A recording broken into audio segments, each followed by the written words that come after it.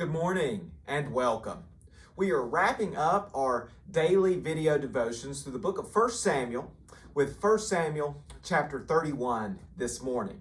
And if you've read along with us, you probably weren't surprised by what occurs in 1 Samuel 31. In fact, for the longest time, we've kind of been waiting for this day to come.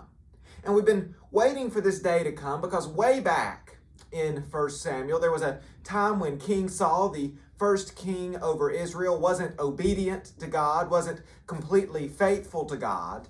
And if you'll remember, on that day, God rejected King Saul as king. But as we said, that didn't mean that in the moment God rejected Saul as king that he ceased to be king. In fact, he continued to be king for quite some time. But really what the story of 1 Samuel has been about in a lot of ways is how King Saul thought maybe he could run away from his problems, how he could run away from his imperfections, how he could run away from his sins, and maybe eventually the consequences would fade away.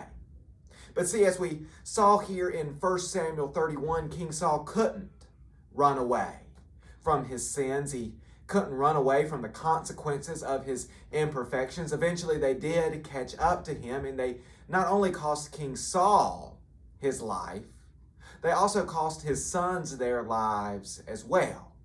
And see, I think there's this tremendous lesson for us in the example of King Saul, and then also in the example of David, who in a lot of ways is a polar opposite from King Saul in 1 Samuel.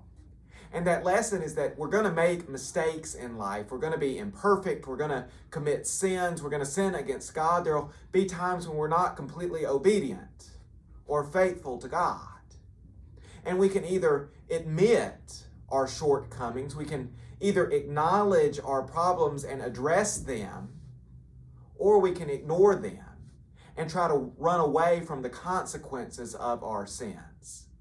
And see, what this story should teach us is that no matter how well we do, no matter what we think, we can't actually run away from our imperfections. We can't run away from our problems. We can't run away from the consequences of our sin. So we're much better off just to acknowledge them and to address them directly. So as we wrap up 1 Samuel, I think a big lesson for us is that there's nothing wrong with having issues, with having problems, with having difficulties in life.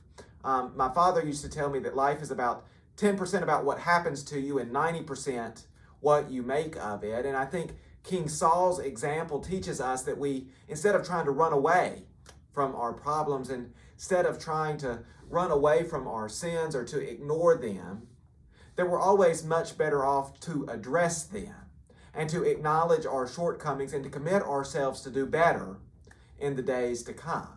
We don't have to be defined by our sins. We don't have to be defined by our brokenness, by our imperfections, by our shortcomings. But if we're not going to be defined by those things, we do have to acknowledge them. And we have to commit ourselves to try to be as faithful and as obedient to God as we can be in everything that we do. I hope you've enjoyed this study through 1 Samuel. And we're going to take a pause for a while through the end of the year. And after New Year's, we'll start back with 2 Samuel. And we'll read more of the story about when David becomes king over Israel.